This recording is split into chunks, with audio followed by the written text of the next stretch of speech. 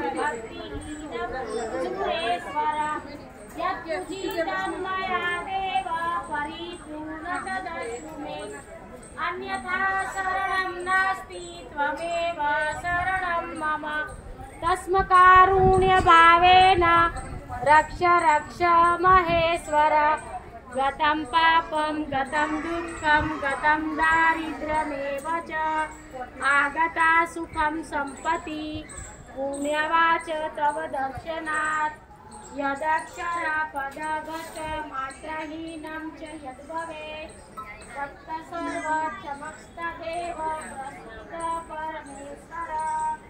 ओम भूर्भुवः स्वः श्री सांब सदाशिवाय नमः। क्षमा